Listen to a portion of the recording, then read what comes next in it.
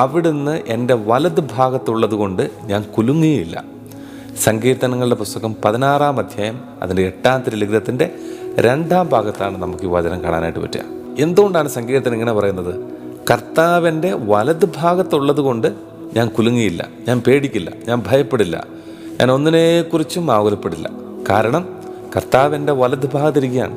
എന്താണ് ഈ വലത് ഭാഗത്തിൻ്റെ പ്രത്യേകത? വിശുദ്ധ ബൈബിളിലെ പുരാതന കാലഘട്ടത്ത് രാജാക്കന്മാർ അവർക്ക് ഏറ്റവും ഇഷ്ടപ്പെട്ട വ്യക്തികൾക്ക് കൊടുത്തിരുന്ന ഒരു സ്ഥാനം എവിടെയായിരുന്നു അറിയാമോ?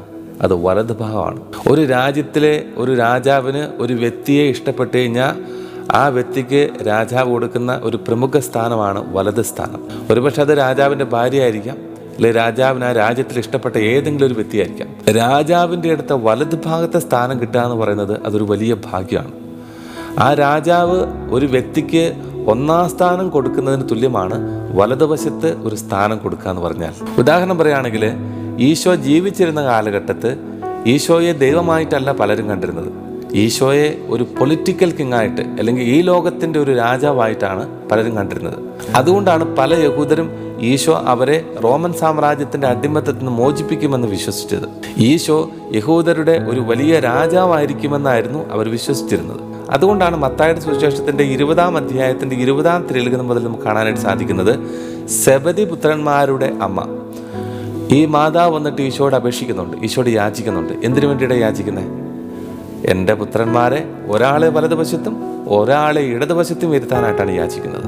ഈശോയുടെ വലതുവശത്തിരിക്കാനായിട്ട് ഒരു മകനെ അനുവദിക്കണമെന്ന് ഈ അമ്മ യാചിക്കുമ്പോൾ അതിനർത്ഥം ഈശോയുടെ ജീവിതത്തിലെ ഏറ്റവും പ്രധാനപ്പെട്ട സ്ഥാനം എൻ്റെ ഒരു മകന് കൊടുക്കുക എന്നാണ്.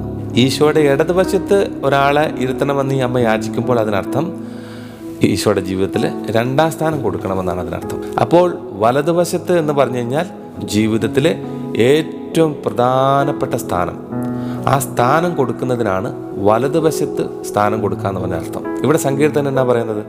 അവിടുന്ന് എൻ്റെ വലതുവശത്തുള്ളത് കൊണ്ട് ഞാൻ കുലുങ്ങിയില്ല എന്ന് പറഞ്ഞു കഴിഞ്ഞാൽ ദൈവത്തിന് സങ്കീർത്തകൻ്റെ ജീവിതത്തിൽ ഏറ്റവും പ്രധാനപ്പെട്ട സ്ഥാനം, അതായത് ആ വലതുവശത്തെ സ്ഥാനം ദൈവത്തിന് കൊടുത്തു. ദൈവത്തെ ഏറ്റവും പ്രധാനപ്പെട്ട സ്ഥാനത്ത് കൊണ്ടിരുത്തി എന്ന് പറഞ്ഞാൽ ദൈവത്തിന് 1-ാം സ്ഥാനം കൊടുത്തു. ദൈവത്തിനാണ് ആ വലിയ പ്രയോറിറ്റി കൊടുത്തത്. അങ്ങനെ ദൈവത്തിന് ജീവിതത്തിൽ 1-ാം സ്ഥാനം കൊടുത്തത് കൊണ്ട് സങ്കീർത്തനം പറയാണ്, ഇനി ഞാൻ കുലുങ്ങിയില്ല, ഇനി ഞാൻ ഭയപ്പെടില്ല, ഇനി ഞാൻ ആകുലപ്പെടില്ല. പ്രിയപ്പെട്ടവരെ, ഒരു വ്യക്തിയുടെ ജീവിതത്തിലെ ആകുലത എന്നാണ് ഇല്ലാതാണെന്നറിയാമോ?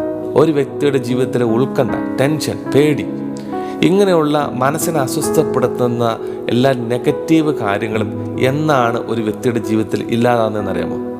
എന്നാണോ ആ വ്യക്തി കർത്താവിന് 1-ാം സ്ഥാനം കൊടുക്കുന്നത്, എന്നാണോ ആ വ്യക്തിയുടെ ജീവിതത്തിൽ കർത്താവിന് 1-ാം സ്ഥാനം കൊടുക്കുന്നത്, അന്ന് വിട്ടുമാറും പേടിയും ഭയവും ഉത്കണ്ഠയും. കർത്താവിന് ജീവിതത്തിൽ 1-ാം സ്ഥാനം കൊടുത്തു കഴിഞ്ഞാൽ പിന്നെ നമുക്ക് ആകുലതകൾ ഉണ്ടാകില്ല. നമ്മുടെ ജീവിതത്തിൽ നമുക്ക് പിന്നെ വലിയ മനസമാധാനം ഉണ്ടാവും. എന്ന് പറഞ്ഞു കഴിഞ്ഞാൽ കർത്താവിനാണ് 1-ാം സ്ഥാനം കൊടുക്കേണ്ടത്, ഭർത്താവിനല്ല.